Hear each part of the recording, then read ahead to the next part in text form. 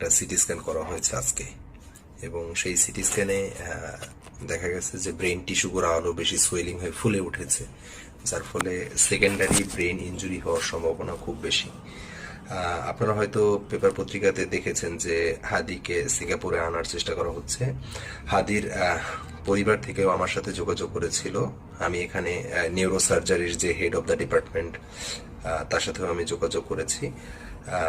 তাকে এখানে আনার আগে জিনিস এখানে মাথায় রাখা জরুরি। আমি এখানে নিউরোসার্জারি ডিপার্টমেন্টে ন্যাশনাল নিউরোসায়েন্স ইনস্টিটিউটে সিঙ্গাপুরে আমি কথা বলেছি। তারা বললো যে প্রথম 72 ঘন্টা যেহেতু জার্নিটা খুবই ঝুঁকিপূর্ণ হবে, তার জন্য প্রথম 72 ঘন্টা অবজার্ভ করার পরে তারপরে যদি মুভ করতে চায় বা ফ্যামিলির ইচ্ছা থাকে অথবা যদি তাদের সামর্থ্য থাকে তাহলে তারা মুভ করতে পারে।